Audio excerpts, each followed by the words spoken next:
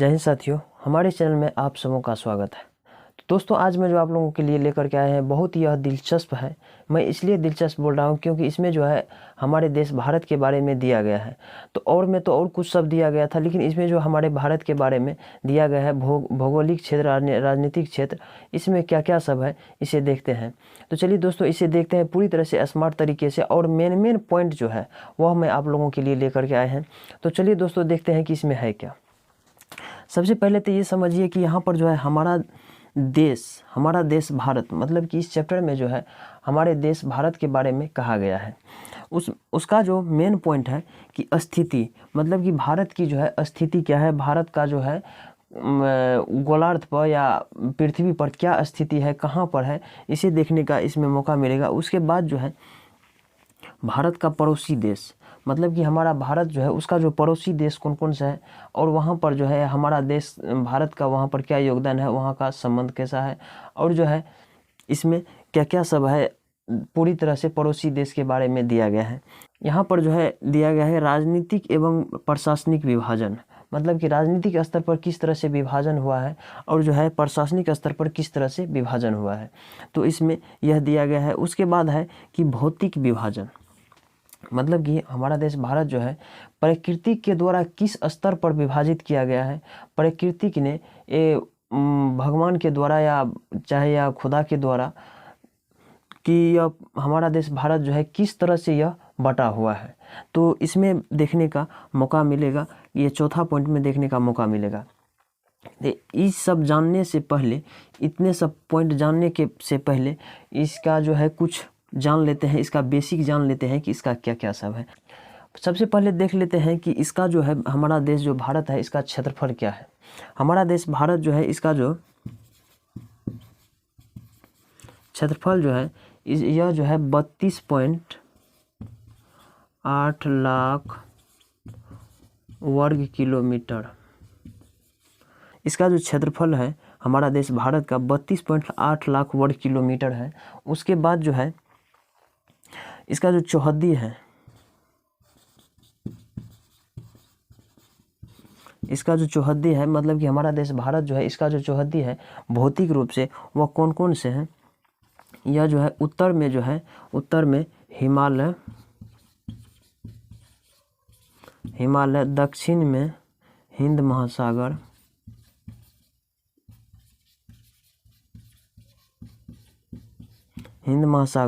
उसके बाद जो है पूरब में क्या है, पूरब में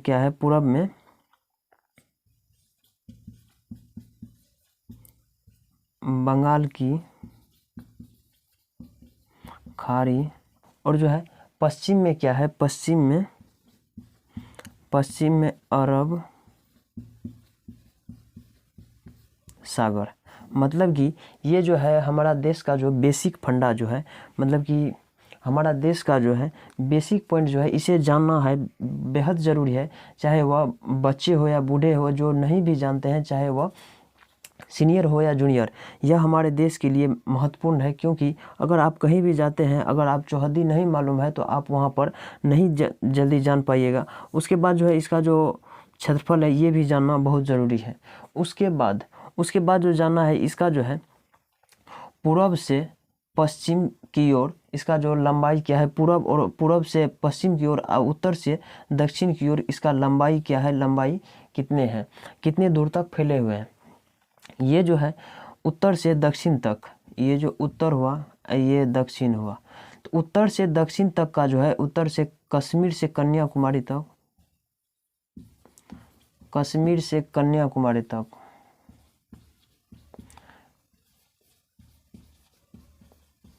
कश्मीर से कन्याकुमारी तक का बीच का जो सफ़र है, मतलब बीच का जो इसका जो लंबाई है ये है 3200, ये है 3200 किलोमीटर। मतलब कि उत्तर में कश्मीर और दक्षिण में जो है कन्याकुमारी जो है, इसकी जो लंबाई है बीच में ये है 3200 किलोमीटर का ये लंबाई है। अब जो है पूरब से पश्चिम की ओर का जो इसका जो लंबाई है इसका ये है 2900 किलोमीटर का, ये 2900 किलोमीटर का है, मतलब कि ये 2900 किलोमीटर का है। 2900 किलोमीटर ये किधर से किधर है, मतलब कि उत्तर से दक्षिण तक का जो कश्मीर से कन्याकुमारी तक ये 3200 किलोमीटर का है। और पूर्व से जो पश्चिम है, मतलब कि अरुणाचल प्रदेश से लेकर के और जो है ये गुजरात तक का, पूर्व में अरुणाचल प्रदेश से लेकर के पश्चिम कच्छ तक, मतलब पश्चिम अंत तक, उसका जो है 2900 किलोमीटर का लंबाई है। तो आप यहाँ तक मेन पॉइंट जान गए कि इसका जो है मेन क्या है, बेसिक जान गए कि इसका क्या सब है। और इसका मेन जो है वह जो है यहाँ देखते हैं कि इसका जो जनसंख्या है, मतलब कि हमारा भारत देश का जो जनसंख्या है 2011 के अनुसार से 120 करोड़, मतलब कि 120 करोड़ का जो है क्षेत्रफल पार पहुंच चुका है, मतलब कि 120 का करोड़ के पार आगे निकल गया है। और यह जो है चीन के बाद हमारा देश भारत जो है यह दूसरे नंबर का जनसंख्या वाला सबसे बड़ा देश है। उसके बाद जो यहाँ पर जो है विभिन्न प्रकार का, हमारे देश भारत में विभिन्न जगह पर विभिन्न प्रकार के जीव जंतु पाए जाते हैं, विभिन्न प्रकार के वहाँ पर भाषा है, विभिन्न प्रकार के जनजातीय भी पाए जाते हैं, विभिन्न प्रकार के वहाँ पर संस्कृति है, कल्चर है। सब चीज़ अलग अलग जगह पर अलग अलग तरीके से होते हैं। हर एक जगह पर हर एक प्रकार का वहाँ पर कल्चर है। हर एक जगह पर जाने के बाद हर एक जगह का अलग अलग वातावरण है। तो इसी कारण से हमारा देश भारत जो है एक अलग संस्कृति के लिए एक अलग पहचान और अलग काम के लिए अलग पहचान बना हुआ है पूरे विश्व में। तो चलिए देख लेते हैं कि अब जो है स्थिति क्या है, इसे पूरी तरह से देख लेते हैं। चलिए दोस्तों, अब देख लेते हैं कि स्थिति है क्या। मतलब कि पहला पॉइंट जो था स्थिति, वह है क्या।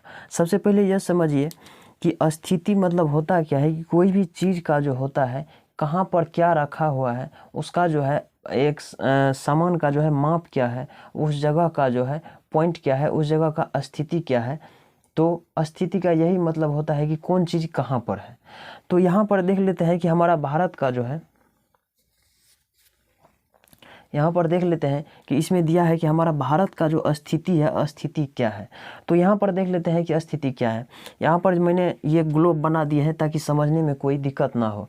तो ग्लोब जो बना दिए हैं, ग्लोब का जो उत्तरी रेखा है, मतलब कि उत्तरी गोलार्ध उत्तर वाला भाग में हमारा भारत जो है उत्तरी गोलार्ध में पड़ता है। मतलब कि हमारा भारत जो है उत्तर साइड वाले कर्क रेखा जो है भारत से होकर के गुजरते हैं। तो भारत से होकर के जो गुजरती है वह कहाँ से कहाँ तक गुजरती है, मतलब कि यह जो है उत्तर में जो है इसकी जो है कहाँ तक फैला हुआ है, कितने डिग्री तक फैला हुआ है। तो यहाँ देख लीजिए कि यह जो है 8.4 से लेकर के 37.6 तक फैला हुआ है। मतलब कि इसकी जो है फैलाव को जो लंबाई है, मतलब कि यहाँ जो 8.4 है, मतलब कि यहाँ पर जो है विषुवत रेखा से 8.4 डिग्री जो अक्षांश से ऊपर है। मतलब कि यहाँ पर तो 0 होता है, यहाँ से जो 8.4 से शुरू होता है, 8.4 से शुरू होता है और 37.6 पर जा कर के यह ख़त्म हो जाता है उत्तरी गोलार्ध में, ऊपर से नीचे की ओर। ये जो है यहाँ पर ख़त्म हो जाता है। यहाँ पर जो है इसका जो विस्तार है 8.4 से लेकर के 37.6 तक इसका विस्तार है। उसके बाद जो है समय का जो निर्धारण होता है, समय का निर्धारण किस आधार पर होता है, आप इस तरह से यहाँ पर पूरी तरह से समझ लीजिए कि समय का निर्धारण कैसे होता है। यह जो है पूरब में, मतलब कि यहाँ जो है इस कोने पर जो है अरुणाचल प्रदेश है। ये जो मैंने आधा बना दिया है, इस कोने पर अरुणाचल प्रदेश है और यहाँ पर इस कोने पर गुजरात है। तो इस कोने पर जो गुजरात है, यहाँ पर तो पूरब में, सबसे पूरब में जो है ये तो है सूर्य जो है उदय होता है। यहाँ पर उदय होता है, इसका मतलब ये है कि यहाँ पर जो है रोशनी ज़्यादा पड़ेगा, वहाँ पर जो है पहले सुबह होगा और यहाँ पर जो है अंतिम में जो है यह देर बाद जो है शाम होगा। तो वह शाम जो होता है किस कारण से होता है, तो आप यहाँ पर इस तरह से समझ लीजिए कि मैंने आप लोगों को पहले बता दिया है कि ये जो है देशांतर है, ये जो है देशांतर है, ये देशांतर रेखा है। देशांतर रेखा जो होता है वह जो है घूर्णन गति को दर्शाता है कि कितने डिग्री पर यह घूमता है। यह जो घूमता जो है 360 डिग्री पर घूमता है, एक जगह पर घूम जाता है। 360 डिग्री होने के कारण यह जो है 360 तो इसमें जो है रेखा बना दिए गए, एक डिग्री के लिए एक रेखा बना दिए गए हैं। तो यह जो है यहाँ पर इस तरह से देखिए कि यह जो पूरब वाला देशांतर है, यहाँ पर देख लीजिए यह जो है यह मेन 0 पॉइंट हो गया, यहाँ का शून्य हो गया, इधर वाला जो है पूर्व, इधर वाला जो है पश्चिम। तो हमारा भारत जो है सिर्फ पूर्वी क्षेत्र में पड़ता है, मतलब कि यह जो है देशांतर के पूर्वी गोलार्ध में पड़ते हैं और जो है अक्षांश के उत्तरी गोलार्ध में पड़ते हैं, अक्षांश के स्तर पर उत्तरी गोलार्ध में पड़ते हैं। तो यह तो पूर्व में पूरी तरह से पूर्व में आ गया, हमारा भारत जो है पूरी तरह से पूर्व में आ गया। तो इसका जो है देशांतर भाग जो है शुरू कहाँ से होता है, तो 68.7 से होता है। इसका जो शुरुआत पॉइंट है, यहाँ का जो शुरुआत पॉइंट है, यहाँ का जो शुरुआत है, यहाँ पर जो भारत पड़ता है तो यह 68.7 से शुरू होता है, 60 डिग्री से शुरू होता है। ये जो सबसे अंतिम भाग वाला से, अंतिम भाग वाला से 68.7 डिग्री, जहाँ पर 360 होता है, इसका जो है 68.7 से शुरू होता है, 68.7 से शुरू होता है। और यह जो है हमारा भारत का जो है इधर से इधर का, मतलब कि पूरब से पश्चिम का जो लंबाई है, यह पूरब से पश्चिम वाला जो है पूरब वाला पूरा का जो लंबाई है, यह डिग्री के आधार पर देखा जाए तो यह जो है 68.7 से शुरू होता है और 97.25 पर ख़त्म हो जाता है, मतलब कि 97.25 पर ख़त्म हो जाते हैं। तो यह 2.5 पर ख़त्म होने के कारण यह कितना डिग्री होता है, यह जो है लगभग में 29 डिग्री पर आकर के ख़त्म हो जाता है। यहाँ से यहाँ तक का दूरी, मतलब कि यहाँ से यहाँ तक का कर्क रेखा का दूरी, यहाँ से यहाँ का पूर्वी देशांतर से लेकर के यहाँ पर इस देशांतर तक 29 डिग्री पर ख़त्म होता है। तो आप लोगों को मैंने पहले बता दिए हैं कि 1 डिग्री को घूमने में 4 मिनट का समय लगता है।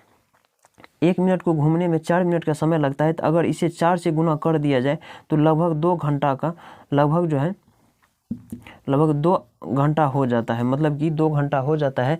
यहाँ से यहाँ तक का कुछ ही कम होता है। तो यह जो कुछ जो कम होता है तो इसको पूरी तरह से काउंट कर लिया जाता है।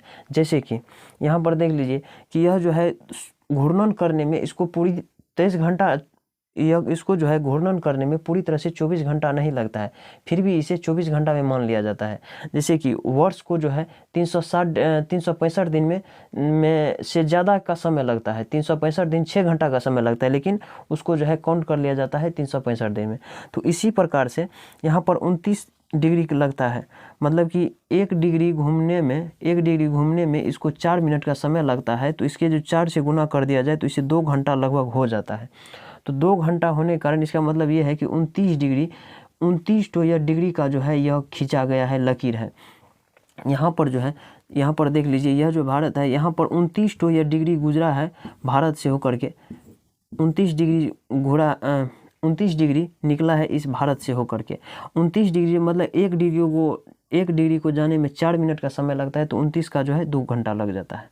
तो इस प्रकार से हमारा भारत का जो स्थिति है, अब देख लिए कि यहाँ पर उत्तर में जो है, उत्तर में कहाँ से कहाँ तक फैला है, 0.8 से, मतलब कि उत्तर वाला भाग इस तरह से जो फैला हुआ है 0.8 से 37.6 तक। इसका जो है पूरब वाला भाग जो फैला हुआ है, मतलब कि देशांतर के स्तर पर, तो यह जो है 68.7 से शुरू होता है और जो है 97.25 पर ख़त्म हो जाते हैं। तो यह जो है एक ही जगह पर, अब ये समझने की बात है, फिर भी अगर यहाँ पर 2 घंटा का समय लगता है, इस भारत में जो है 2 घंटा का जो समय लगता है यहाँ से यहाँ का, मतलब पूरब से यहाँ तक जाने में सूर्य को जो है 2 घंटा का समय लगता है, तो फिर भी यहाँ का समय और यहाँ का समय समान ही क्यों होता है, ये सोचने की बात है। तो ये सोचने की बात यह है कि यहाँ पर को जो समान समय होता है दोनों का, इस बीच से जो देशांतर गया है, बीचला वाला जो देशांतर है वह है 82.30, मतलब कि 82.5 डिग्री से इस बीचों बीच से होकर के गुजरा है देशांतर रेखा। और यह जो है विषुवतीय रेखा, तो आप देख लिए कहाँ पर है। इसका देशांतर जो है टाइम का जो निर्धारण करने वाला जो रेखा है वह जो है इसके बीच से 82.30 से, मतलब कि इसके आधे से गुजरा है। आधे के गुजरने के कारण इसी को मापक समय माना गया है। भारत का बिचला पॉइंट जो है बीच में से जो गुजरा है उसी को मानक पॉइंट और समय का मानक रूप माना गया है। इसी कारण से भारत में जो है पूरा देश का जो है समय एक ही प्रकार का होता है। तो यहाँ तो पूरी तरह से आप लोग समझ गए होंगे। तो अब देखते हैं कि अगला है क्या। चलिए दोस्तों, देखते हैं कि अब जो भारत का पड़ोसी देश कौन कौन से हैं और इसका जो है उसका जो साथ क्या क्या सब है, क्या क्या सब चल रहा है। तो दोस्तों यहाँ पर देख लेते हैं कि पहले यहाँ पर हमने एक जो है डायग्राम खींच देते हैं। अब ये देख लीजिए कि ये जो है दक्षिण वाला भाग हो गया, मतलब कि भारत का जो है सबसे दक्षिणी हिस्सा ये हो गया। तो अब देखेंगे कि यहाँ से जो है, यहाँ से थोड़ी दूर जा करके यहाँ पर जिससे जो है श्रीलंका जुड़ा हुआ है। श्रीलंका जो है जुड़ा हुआ है। उसके बाद जो है इसके साइड में जो है मालदीव है।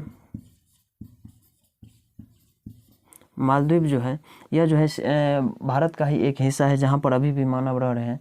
उसके बाद जो है इसके जो भारत का देश ही माना जाता है, लेकिन यह जो है भारत के सबसे पड़ोसी देश है और यह जो है ज़्यादा नोक-झोंक नहीं करते हैं। उसके बाद जो है यहाँ पर जो है अंडमान निकोबार द्वीप है। उसके बाद जो है ये द्वीप तो पर्सनल करके भारत का ही, इस पर जो है अपना भारत का सेना अड्डा बना हुआ है, नेवी का भी है, एयरफोर्स का भी, सभी का अड्डा बना हुआ है। यहाँ पर भी लोग रहते हैं, लेकिन इस पर जो है भारत का पूरी तरह से कब्जा है।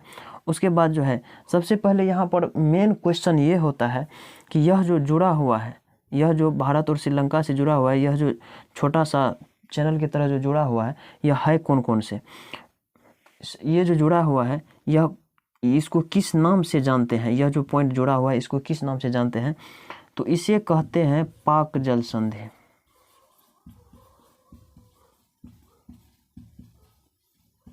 मतलब कि ये जो है भारत और श्रीलंका को जो जोड़ते हैं, वह जो जल संधि है वह पाक जल संधि है। यहाँ से क्वेश्चन भी आते हैं कि भारत और श्रीलंका को जोड़ने वाला वह कौन सा जल संधि है? तो वहाँ पर 4 ऑप्शन रहेगा, उसमें पाक जल संधि भी होगा। तो आप लोगों को किस में मारना है? तो पाक जल संधि में। तो यहाँ देख लीजिए। उसके बाद जो है यहाँ पर जो है इसमें तो बुक में तो सिर्फ जो है यह जो है समुद्र के बारे में दिया था। उसके बाद जो है इसका सटा हुआ जो देश है, यहाँ पर जो सटा हुआ देश है, इसके जो सटा हुआ देश है चारों बगल में, उसके बाद है नेपाल, भूटान, उसके बाद जो है पाकिस्तान,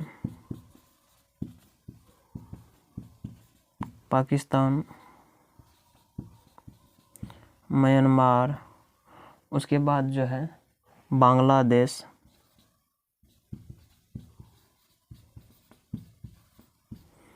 उसके बाद बांग्लादेश। मतलब कि ये देश जो है हमारे भारत से बहुत ही करीबी है, बहुत ही सटा हुआ है। एक एक बॉर्डर मिलता है, एक एक सारा चीज़ यहाँ पर से होता है। यहाँ से मजदूर भी आते हैं यहाँ पर भी, वहाँ पर भी हमारा सेना जाते हैं आते हैं। उसके बाद जो है नेपाल थोड़ा गड़बड़ चल रहा है, लेकिन भूटान भी पूरा मिला हुआ है। पाकिस्तान को तो आप लोग सभी जानते हैं कि पाकिस्तान किस कदर से है। पाकिस्तान जो है ये जो किस कदर से वह जो है भारत को एक जीतने में लगा हुआ है, लेकिन उसका जो है अपना कोई अस्तित्व नहीं बना हुआ है। वह जो सब चीज़ ख्वाबों में देखता है, और जो ख्वाबों के देखने के कारण ही इसका जो है सारा चीज़ चौपट हो चुका है। उसके बाद जो है म्यांमार में जो है हाल ही में तख्ता पलट हुआ है सेना का। उसके बाद जो है बांग्लादेश में तो अभी ठीक ठाक चल रहा है। बांग्लादेश जो है यह जो है जहाज़ रिपेयर के लिए, जहाज़ मिस्त्री के लिए यह प्रसिद्ध माना जाता है। तो अब लोग देख लिए कि पड़ोसी देश क्या है, पड़ोसी देश में क्या क्या सब है। अब जो है अगला देखते हैं कि चलिए दोस्तों अब देख लेते हैं कि प्रशासनिक और राजनीतिक विभाजन जो है क्या है, इसे देखते हैं। तो सबसे पहले ये समझिए कि भारत में जो है राजनीतिक स्तर पर जो है 29 राज्य है, 29 राज्य है और 7 केंद्र शासित प्रदेश है। केंद्र शासित प्रदेश है, मतलब कि 7 जो है केंद्र शासित प्रदेश है और 29 जो है यह जो है राज्य में है। राज्य में जो है 29 जो राज्य पहले 28 ही था, पहले 28 था, बाद में जो है यह 29 बना। 28 के बाद जो 29 बना, 29 कब बना? यह जो है 29 कब बना? 29 जो बना 2 जून 2014 को, मतलब कि 2 जून 2014 को यह जो है 29वां राज्य जो था, 29वां राज्य बना। 29वां राज्य कौन सा बना? तेलंगाना जो टूटा है, तेलंगाना किस राज्य से टूटा है? तेलंगाना जो है यह जो है आंध्र प्रदेश से टूटा है। ये आंध्र प्रदेश, यह जो आंध्र प्रदेश का ही भाग था तेलंगाना जो था आंध्र प्रदेश का भाग था। यह आंध्र प्रदेश से 2 जून 2014 में यह टूटकर अलग हुआ, और जो है अलग होने के बाद यह जो है यह एक राज्य बना दिया गया है। और यह राज्य बनने के बाद यह जो है 2 जून 2014 को तेलंगाना जो है आंध्र प्रदेश से अलग हो गया। यह जो है पहले 28 था, बाद में यह जो है 29 में हो गया, 7 केंद्र शासित प्रदेश हो गया। लेकिन अभी का वर्तमान में 8 केंद्र शासित प्रदेश है, जो कि जम्मू कश्मीर का जो है उसे जो है घोषित किया गया है। उसके बाद जो है सबसे बड़ा राज्य कौन सा है हमारे देश का राजनीतिक स्तर पर? सबसे बड़ा राज्य जो है यह है राजस्थान। यह जो है राजस्थान जो है सबसे बड़ा राज्य है। बड़ा में सबसे बड़ा राज्य राजस्थान है। छोटा में जो है गोवा जो है सबसे छोटा राज्य है। गोवा छोटा राज्य होने के बावजूद भी, सबसे छोटा होने के बावजूद भी यहाँ का जो है इनकम बहुत ही अच्छा है। यहाँ का जो है सारा चीज़ जो है बहुत ही अच्छा है। सबसे धनी राज्य में इसका नाम गिना जाता है, सबसे धनी में गिना जाता है। तो यह जो है देख लिए कि यह क्या है, प्रशासनिक विभाजन और राजनीतिक विभाजन के स्तर पर कितने में विभाजित किया गया है। और इस पॉइंट में जो है इसका जो है कोई खास विशेषता नहीं दिया गया है। होगा आगे तो ज़रूर होगा, लेकिन सारी की सारी जानकारी मैं आप लोगों को एक एक करके दे दूंगा। सबसे पहले ये समझिए कि हमारा भारत जो है, इसमें जो है जो चीज़ है, मतलब कि सारा चीज़ है, दुनिया के सब चीज़ है, चाहे वह पहाड़ हो या पठार हो या मैदान हो या द्वीप समूह हो।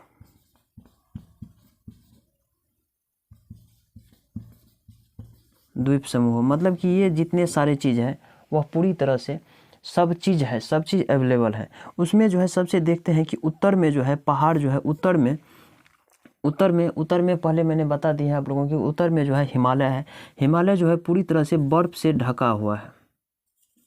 बर्फ़ से ढका होने के कारण इसे, यह जो है बर्फ़ से ढका होने के कारण यह जो है हिमालय जो है यह जो बर्फ़ से ढके जो रहते हैं, यह जो है हिम संतरी का काम करता है। यह जो है उत्तरी भाग जो है, पर्वत वाला भाग जो है, यह जो है बर्फ़ से ढका होता है। मतलब कि पूरी तरह से बर्फ़ से ढका होता है। बर्फ़ से ढका होने के कारण हिमालय संतरी का कार्य करता है।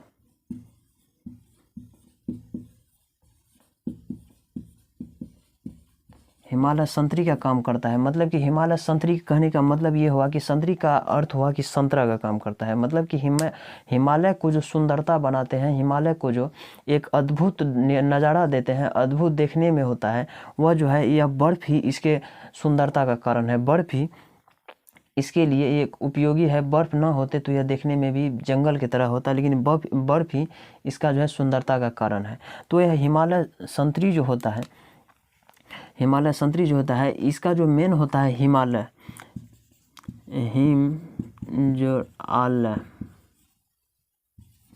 हिमालय का अर्थ होता है कि हिमालय का अर्थ तो हिम का मतलब होता है बर्फ़, हिम का मतलब होता है बर्फ़, आलय का मतलब होता है घर। मतलब कि बर्फ़ों का जो घर है वह है हिमालय पहाड़। मतलब कि वह तो पहाड़ तो है ही, लेकिन यह जो है हिम का तो है ही। हिम का मतलब होता है बर्फ़, मतलब बर्फ़ से पूरा तरह से ढका हुआ है। आलय का मतलब हुआ है घर। घर का जो है बर्फ़ से ढका होने के कारण वह जो है एक घर का नाम दिया गया है, वह हिमालय कहा गया है। तो हिमालय का जो है मुख्यतः 3 भागों में बांटा गया है। अब यह 3 भाग कौन कौन से हैं? 3 को देखते हैं कि यह पहला वाला कौन है। सबसे वृहद वाला जो है, मतलब कि सबसे बड़ा वाला भाग जो है, सबसे बड़ा वाला भाग को वृहद वाला जो भाग है, सबसे बड़ा वाला भाग वृहद हिमालय को यह जो है हिमाद्री कहते हैं। वृहद हिमालय को हिमाद्री कहते हैं। उसका मध्य वाला भाग जो है, यह जो है इसे जो है, यह जो है मध्य हिमालय को हिमाचल कहते हैं। मतलब कि हिमाचल जो है, जहाँ पर जो हिमाचल जो फेमस है, वह चाहे वह शिव पूजा के लिए हो या कोई भी पूजन करने के लिए, वह जो है हिमालय जो है वह जो मध्य हिमालय का ही भाग है हिमाचल, वह जो सबसे बड़ा वाला भाग हुआ है उसे हिमाद्री कहते हैं। मध्य वाला भाग जो है जो बिचला में है, जहाँ पर जो है शिव भगवान का जो है निवास जो होता है, वहाँ पर जो है उसे हिमाचल कहते हैं। अब जो है सबसे दक्षिण वाला जो भाग है, यह तो उत्तरी वाला हो गया, ये मध्य वाला हो गया, और जो दक्षिण वाला जो है, दक्षिण वाला भाग जो है, दक्षिण वाला भाग इसे कहते हैं, दक्षिण वाला भाग को शिवालिक कहते हैं।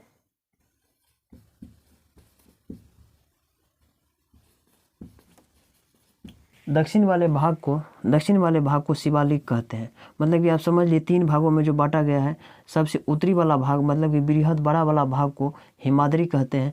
मध्य वाले भाग को जो बिचला वाला भाग है, बिचला वाला भाग है, यहाँ का जो बिचला वाला भाग है, यह तो सबसे उत्तर हो गया, यह जो है सबसे दक्षिण हो गया। तो यह जो सबसे बड़ा वाला भाग जो है इसे हिमाद्री कहते हैं, जो हिमालय पहाड़ सबसे ऊंचा होता है, जिसकी ऊंचाई जो है 8,848 मीटर है, उसे हिमाद्री कहते हैं। बिचला वाला भाग जो है हिमाचल प्रदेश जो है, उसे जो है मध्य वाला भाग में रखा गया है। यह जो है दक्षिण वाला भाग जो है शिवालिक कहते हैं। मतलब सबसे साइड वाला में जो है, जो कि जम्मू कश्मीर तक जो है इधर तक फैला हुआ है, बहुत नज़दीक तक, उसे जो है शिवालिक कहते हैं। तो अब देखते हैं कि यहाँ तक तो समझ गए कि पहाड़ का क्या टाइप है। हिमालय को कितने भागों में विभाजित किया था? 3 भागों में। 3 भागों में आप देख लीजिए कि तीन कौन से हैं। तो अभी से अगला देखते हैं कि अगला क्या है। अब अगला है कि मैदानी भाग।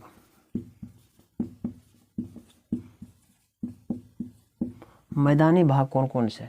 मैदानी भाग पहले ये देख लीजिए कि मैदानी भाग जो है कौन कौन से नदी पर है। यह है मेन जो है गंगा पर, उसके बाद है ब्रह्मपुत्र नदी पर, उसके बाद जो है ब्रह्मपुत्र के बाद सिंधु नदी पर। मतलब कि ये जो नदी है बड़े बड़े नदियों में गिना जाता है, भारत की सबसे नदियों में। ये जो है हमारा गंगा जो है इसे भारत का सबसे पवित्र नदी माना जाता है।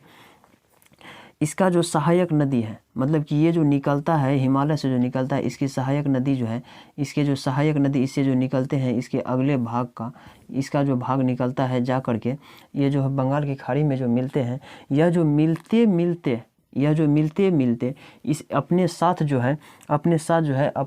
साथ में जो जल के द्वारा जो है बहाए गए मिट्टी को जो है जलोढ़ मिट्टी जिसे कहते हैं, जल के द्वारा जो लाए जाते हैं, इसके जो है चारों ओर जो है इसके भाग में फैल जाते हैं।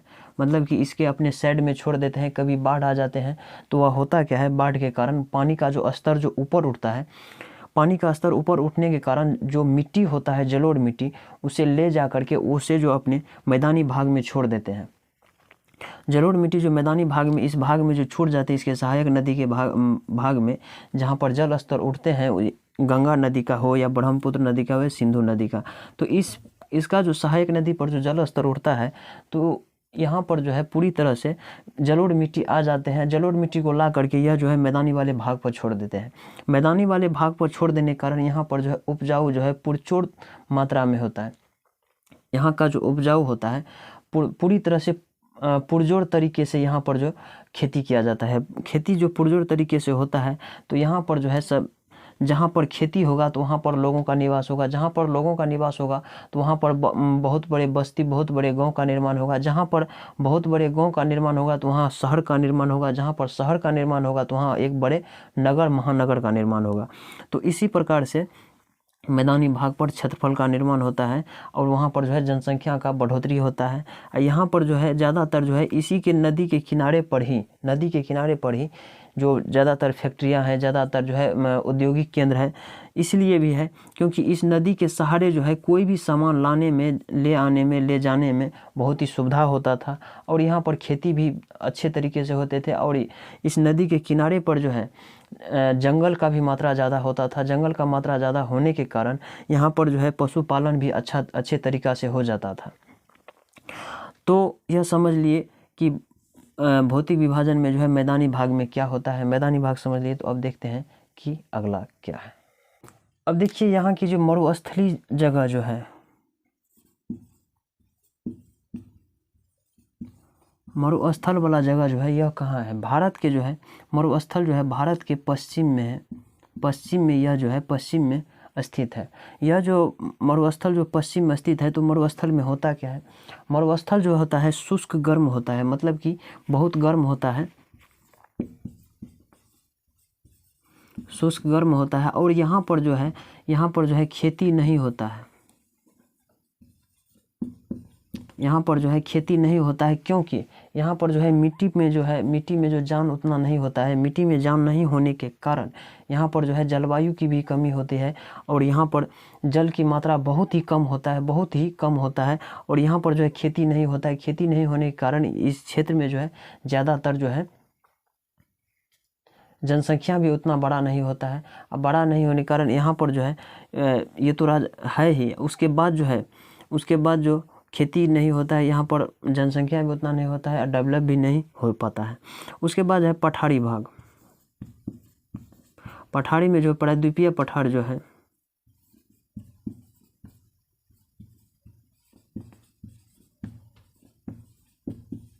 प्रायद्वीपीय पठार ये सबसे पुरानी श्रृंखला पठार है। उसके बाद जो है अरावली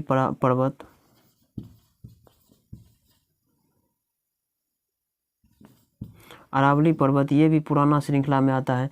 उसके बाद जो है ये प्रायद्वीपीय पठार जो है, ये जो है ऊंची नीची है। मतलब कि मैंने आप लोगों को पहले बता दिया है कि यह जो है आंतरिक परिवर्तन के कारण, मतलब कि अंदर के परिवर्तन के कारण यह कभी धंस जाते हैं, तो कभी ऊपर उठ जाते हैं, कभी धंस जाते हैं, कभी ऊपर उठ जाते हैं। ये धंसते और ऊपर उठते रहता है, दोनों एक पर एक काम होते रहता है। तो देखते हैं कि अब जो अगला क्या है। ये जो है पूर्वी तटीय मैदान क्या है। पूर्वी तटीय मैदान का मतलब होता है कि पूर्व वाला जो रेखा है, पूर्व में जो बहने वाली नदी है, पूर्व की तरफ जो बहने वाली नदी है, उसके जो तट पर जो मैदान बनते हैं उसे ही पूर्वी तटीय मैदान कहते हैं। ये जो पूर्वी तटीय मैदान बनते हैं, तो यह जो अपने मुहाने पर होता है, जैसे यह पूर्व की तरफ बह रहा है, यह जो अपने मुहाने पर जो बनाते हैं, इसके सहायक नदियों के मुहाने पर जो डेल्टा बनाते हैं, यह जो है बहुत ही अधिक उपजाऊ होता है। अधिक उपजाऊ इसीलिए कारण होता है कि यह जो है मुहाना जो होता है बहुत ही चौड़ा होता है।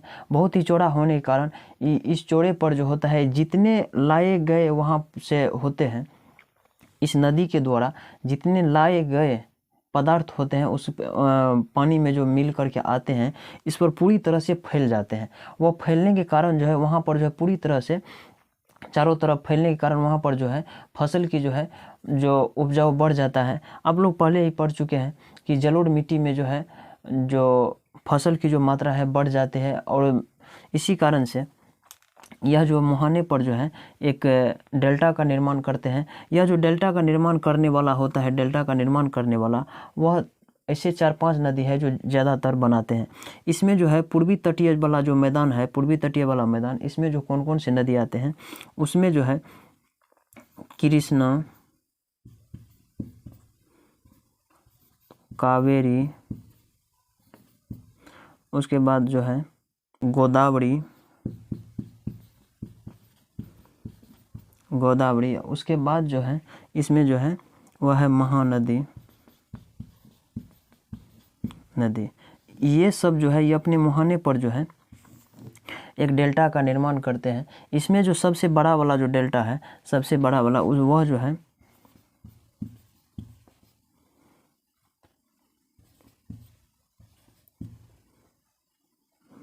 ये जो है ब्रह्मपुत्र नदी का जो डेल्टा है, ब्रह्मपुत्र नदी का जो डेल्टा है सबसे बड़ा चौड़ा डेल्टा है, सबसे बड़ा है।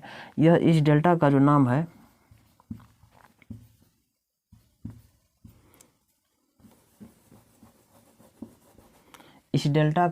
नाम है ब्रह्मपुत्र नदी के मुहाने पर जो डेल्टा बनाते हैं, इस डेल्टा का नाम है सुंदरवन।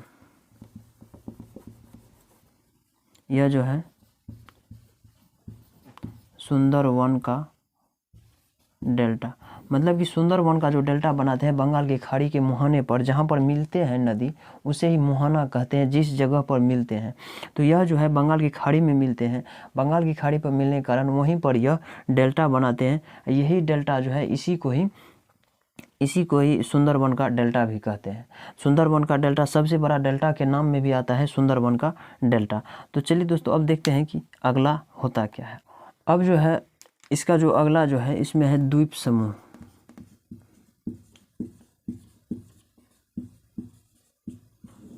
द्वीप समूह कौन कौन से है? द्वीप समूह भारत के पास लगभग में जो 2-3 ऐसे बड़ा है, 2 है।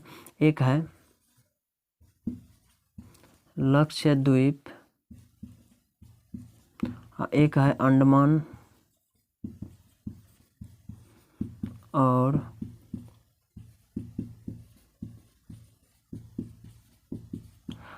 और निकोबार। मतलब कि ये द्वीप समूह जो है भारत के जो अपने हैं, वहाँ पर जो है अपना हुआ भारत भी रह भी रहे हैं।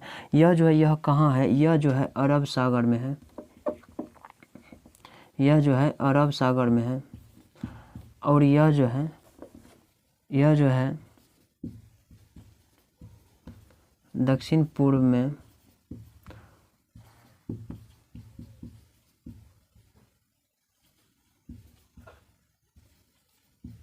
बंगाल की खाड़ी में स्थित है। मतलब कि अंडमान और निकोबार जो है यह जो है बंगाल की खाड़ी में है, और लक्षद्वीप जो है यह है अरब सागर में। और एक द्वीप था जो 2004 में सुनामी आने के कारण वह जो है डूब गया। तो यहाँ तक तो समझ गए, यहाँ तक समझने में कोई दिक्कत ना आया होगा। आई होप कि दोस्त आप लोग को समझ में आया होगा। तो इसी तरह से आप अपने पढ़ाई को कंप्लीट करने के लिए आप हमारे साथ जुड़ जाएं और इस चैनल को सब्सक्राइब कर लें। तो दोस्तों अब जो है इसी तरह के वीडियो के लिए मिलते हैं नेक्स्ट क्लास में। जय हिंद।